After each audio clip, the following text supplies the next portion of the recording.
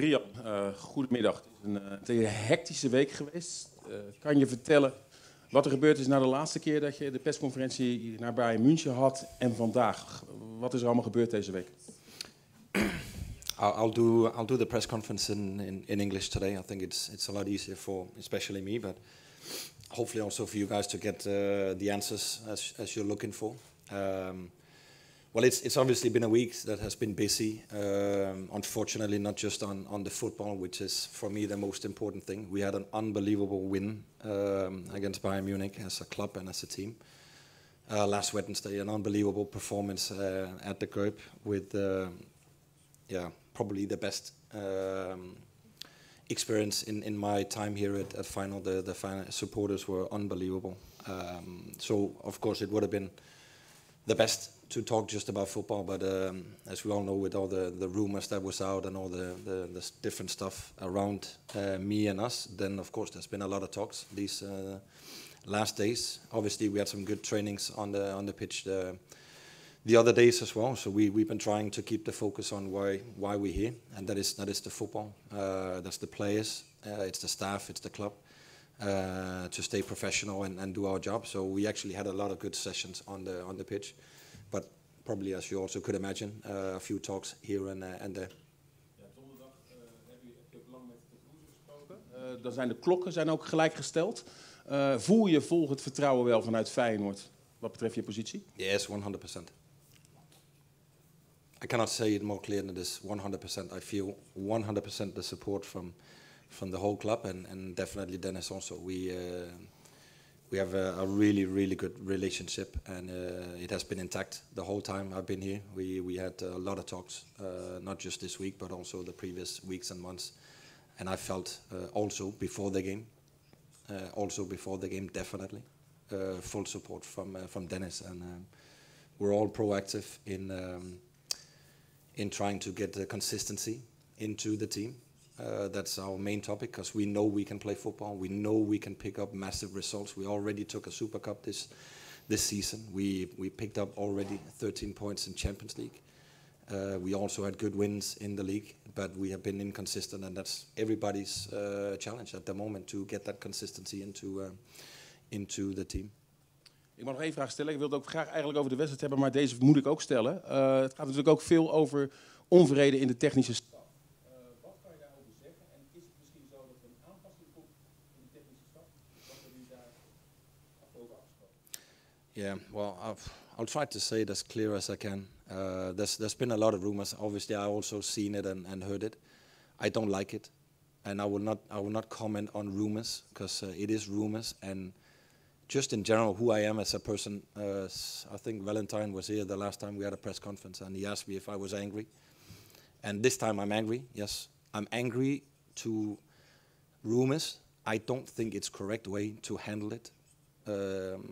I don't like to see you guys write about rumors. Then be honest, put out the names, where you get information or not. I don't think the person who apparently gave these rumors away, I don't think he's working in the interest of Feyenoord.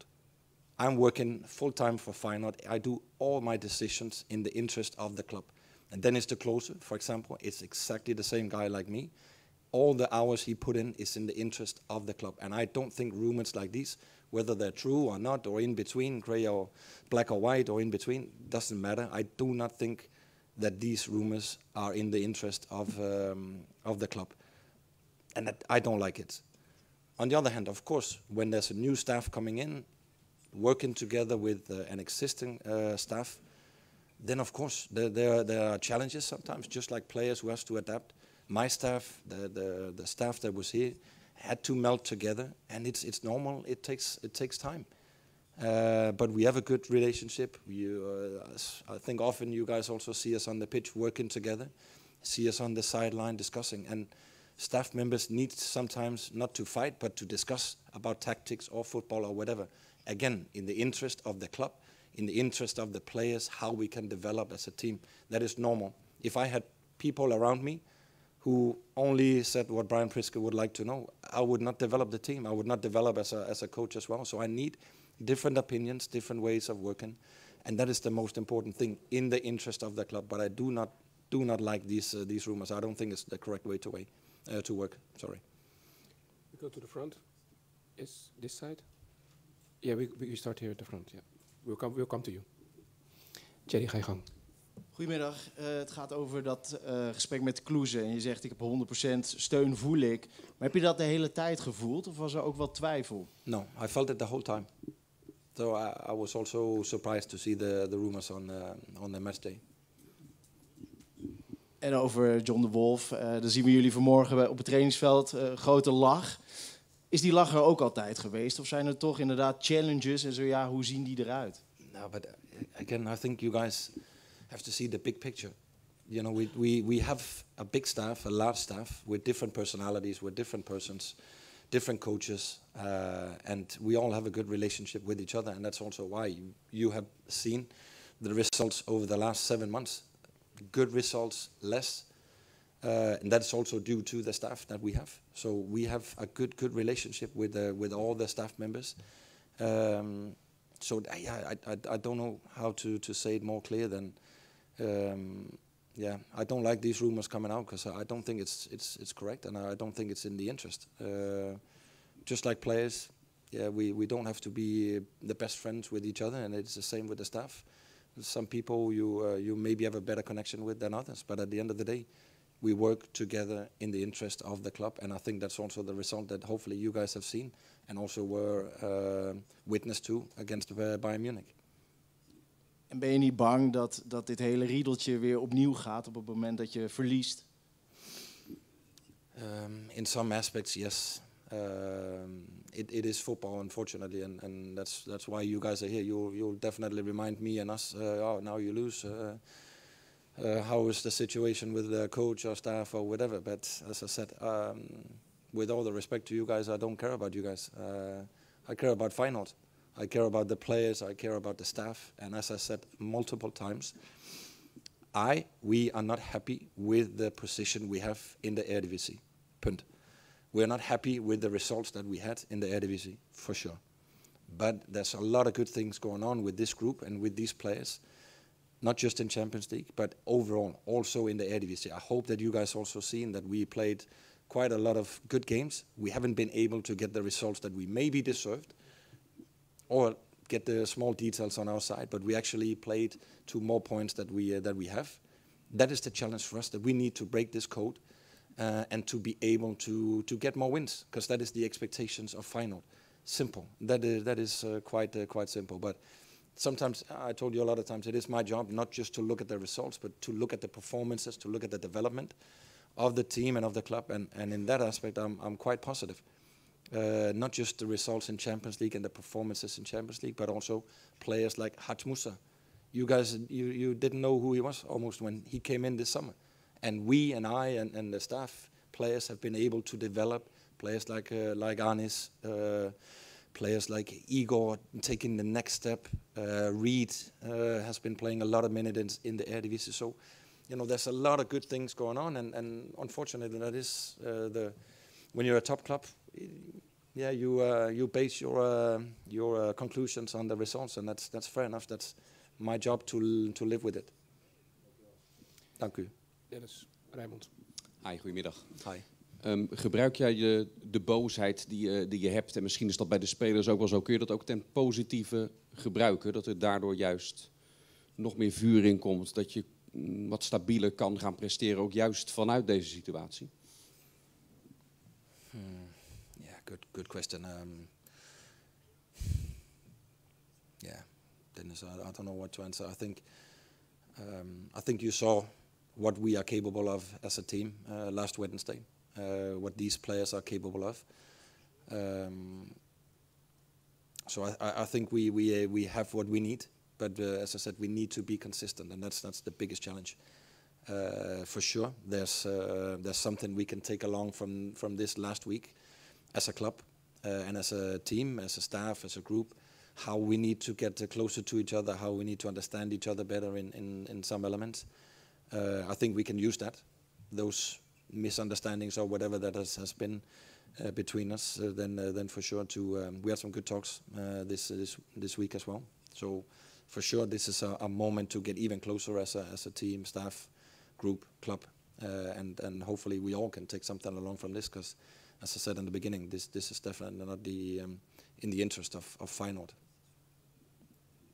Lille mist best wat spelers, maar dat geldt ook opnieuw voor jou. Er zijn slechts 3 middenvelders vandaag erbij. En ik denk dat Wang, die er een tijdje uit is geweest in de basis, nou, ik denk dat dat niet realistisch is. Dat blijft toch ook maar puzzelen en dat op het hoogste niveau. Yeah, no, it does. That is the challenge that we unfortunately had for a long time, and now also with Kelvin out is a challenge and it's a puzzle, and yeah, that's the beauty in football. You try to focus on how to prepare the players and the team best way possible, and when you have injuries, other players have to step up and have to lift their level, maybe play on positions that they normally don't do, like Thomas Bailey, who in my eyes played a fantastic game a week ago and did what I hoped and also expected from him. And he actually performed even better than I was hoping. So he's definitely one of the people that you rely on in positions like this with so many injuries. Then you hope that all players are able to chip in to the team. And yeah, that's also why I said last Wednesday I was really proud of how the players approached this game. Tegen Bayern zette je het natuurlijk heel erg compact neer. Benfica uit was weer een net iets ander strijdplan. En dat was een uitwedstrijd.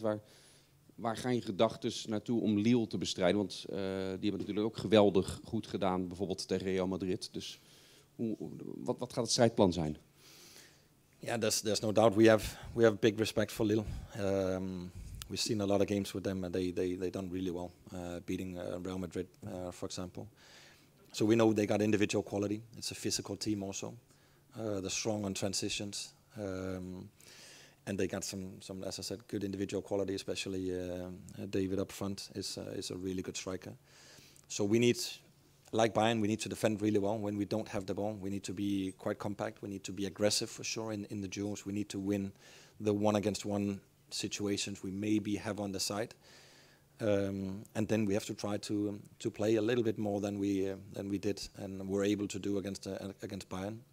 Hopefully, players like Hats Moussa can get his qualities in and make it difficult for Lille. Mikos. Ja, trainer, je zei dat je boos was om de geruchten. En of ze nou waar waren of niet, zei je, daar was je boos om. Maar op wie ben je dan eigenlijk boos? Ben je boos omdat het is opgeschreven? Of ben je boos omdat het naar buiten komt? Of? I'm more angry on and disappointed with the person who wants to bring something like this to other people, because I think it's quite easy just to put out rumors in the world and in the news, and I expected somebody who likes and loves Feyenoord. Then it hurts me even more, because it's not in the interest of Feyenoord to bring something like this out. For me, it is quite okay to have discussions within the club. It's quite okay to be hard and critical towards each other inside the club. But what happens in the club stays in the club. It's how I work. It's how I think we should work. We should trust each other. We should be able to tell the truth to each other, but it stays inside the building, because there's only one aim. It's in the interest of Feyenoord, and this is definitely not in the interest of Feyenoord. And then I've been in football, unfortunately, for many, many years. So this is not new for me. And that's why it comes down to you guys. You have to look yourself in the eyes and be happy with the work that you guys are doing. You have to be respectful to the work that you guys are doing. And if you're happy putting out news where there's no proper source, yeah, okay, then that's on you guys. It's not on me. You guys have to do the job that you think is the best way to work. I just can only say, as a professional, I think it's not the right way to go, because it's so easy for media just to put out that somebody says. But yeah, who is that somebody? I would like to know that. But at the end of the day, it's football, and football is rumors and stuff like this. That's why I told you guys multiple times, I don't listen to it. I don't look at it, because it gives me a bad feeling, and it's not how I work. I try to be professional. I try to do everything, and I definitely do everything I can for the club in the interest of Feyenoord. Then it hurts me to see something like this, and it is football, and it's not the first time, it's not the last time. Maar is het dan argwaan in de zin van dat je denkt, ja, het moet binnen blijven, dus het komt toch naar buiten? Of zeg je, het klopt toch helemaal niet, dus het komt misschien wel van helemaal niemand van binnen? Sorry, hoe zie je dat dan? I'm not sure I understand. Nou, je zegt, wat binnen de club gebeurt, moet binnen de club blijven. En nu komt er iets naar buiten. Heb je dan argwaan in de zin van, kijk je om je heen wie dat gezegd zou kunnen hebben? Of denk je, ja, er komt iets naar buiten wat in mijn ogen niet klopt, dus ik hoef ook niet te kijken naar wie dat gezegd zou kunnen hebben? Nah, it's a discussion that I'm not really interested in taking because something got out and somebody had an opinion about what's going on and you guys write it and that's how it is. I can only look at it and say, okay, that's how it is. But I don't think it's good for Feyenoord that stories like this is out in the open and whether they're true or not or half or a third or whatever it is, I don't think it's good news. Unfortunately for my club.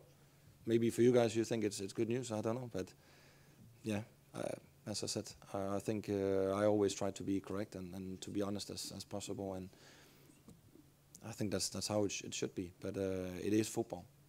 And there's a lot of rumors and there's a lot of opinions. And that's why football is the greatest sport in the world. Because so many people loves the sport and is interested. And you guys do everything to keep the sport alive, which is amazing. So, we're all working together in the interest of football, and I'm obviously interested in working the best way possible for Feyenoord, and I don't think this is a good story. Oké, en de laatste, top 8 zou kunnen, hè? Top 8, zit dat in je hoofd of is dat niet realistisch? No, it's definitely in my head. We definitely go all in to win against Lille, and then obviously we need some results in our direction. But first job is to try to get the win, to get the performance in that will be able to give us 3 points. It's going to be a really difficult game. It is a good team we play against. Injuries and suspensions, even that they have a really strong team, and definitely here at home it's going to be a difficult game. So we have to play another top game away from home. Unfortunately, with no supporters. One row to the back, yeah. Martijn. Ja, je zou natuurlijk ook kunnen denken als een aantal mensen onafhankelijk van elkaar met hetzelfde verhaal komt. Misschien zit er wel een kern van waarheid in en zijn het helemaal geen geruchten. Heb je daar ook aan gedacht dat dat misschien ook zou kunnen? I didn't understand the first part. Als nou een aantal mensen met hetzelfde verhaal komt, dan zou je natuurlijk ook kunnen denken, nou, als er een aantal mensen met dit verhaal komt, misschien zit er wel een kern van waarheid in. En misschien is het helemaal geen gerucht. Yeah, en misschien hebben ze wel meer dan één persoon gesproken. Dat zou toch ook kunnen dan? That's a possibility, but as long as I don't see any names, then how should I know? When people just write, yeah, there's some rumors, but there's no names, so I can just blow out anything that I want. But as I said, rumors for me are always rumors. Dus dan heb je eigenlijk weinig vertrouwen in de verslaggevers die verslag brengen of het opschrijven, komt het eigenlijk op neer. Dan denk je dus dat iedereen zich baseert op wat losse vlot is. I'm not sure I understand this. Maybe you can do it in English. Ask question in English. Nee. Ja. Maybe you don't have to trust in the journalist. You say that it's, but I don't want. I'm sorry. I'm not sure I understand your question well enough. As I said already, I don't like to comment on rumors. Yeah, but then I think the I tried in English. Then you have some doubts about the professionalism of the reporters. No. I think you guys are doing a good job. You guys are doing whatever you're hired to do. So I'm not questioning your job. I'm not questioning your way of working. I'm just saying, yeah, I don't like rumors. Because I don't think it's the right way to work. It's just me. It's just my opinion. And I don't comment on rumors, whether it's transfers. I think I've been here quite open every time you ask me about transfers. Then I said, no, I cannot comment on rumors. I don't think rumors is the best way to work. But if you tell me that this guy, he thinks it's not good enough, okay, then at least I can comment on something like this. But when it's just rumors, I have no capacity to say what I feel, and yeah, I just don't think it's the right way to work. Yes. Sorry, man. We'll do 3 more questions. 1 here at the front and 2 on the other side. He's coming. 1 for you, 1 for you, and 1 for you. Hey, Coach Juanjo Rueda from Caliente TV Mexico. I know we are not here for speaking about rumors, but wanted to ask you if you have had the opportunity to speak with Santiago Jimenez in these last few days regarding looking for a player like him to keep performing in this top level, even though there's kind of noise from the outside. Thank you.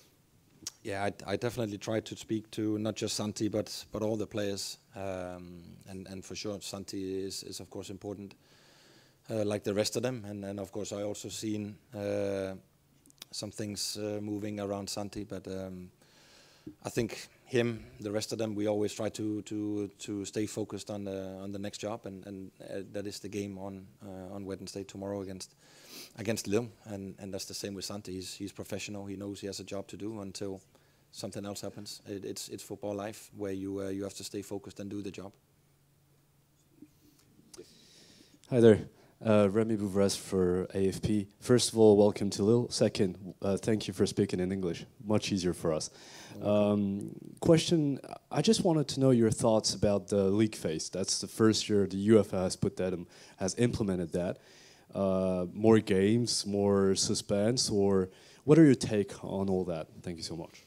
Well, I think it's a really interesting format. I was a little skeptical when UEFA announced that they were going to change the format. I really like the group stages as well, but I have to say now when I've been involved with these games already, I think it's an amazing format. It's really unpredictable. It's a lot of interesting games every week. And now we're sitting here on match day 8, and nothing is, only 2 teams I think is secured in the top 8, and the rest is fighting for spots in the top 8 and also for the next phase. So it's I think it's really interesting, not just for the individuals that are involved, but hopefully also for the supporters and hopefully also for media. Good evening, Joël Demenicti from the newspaper L'Équipe. I would like to know what you think about Lille, because they have been unbeaten since 21 matches, and the 2 last were defeated. Do you think it's a little bit advantage, psychological, for your team? And what do you think about the players who will miss, suspended Mendy, and the captain, Benjamin André, who is a very important player, and then the forward who are injured? We've seen the results of Lille, and we know it's a difficult team to beat. As you said before this game, they didn't really lose a lot of games, and they also had some draws, etc. So it's a difficult team to play against. It's a difficult team to beat. They seem to have a good structure in the team and also a good mentality. Yes, for sure, they have individual quality, and they will for sure miss their midfield and also on the right back position. Even though I feel Meunier is a really top player on the right fullback. So they have quality, and it's, as I said already, it's going to be a difficult challenge for us. It's going to be a difficult game because they have been able to pick up some really good wins in the Champions League this year also. We'll wrap it up with one question in the middle from Armand. Yes, Coach. Just one question about the rumors, because what made the saga last week even stranger was that the news broke in Denmark.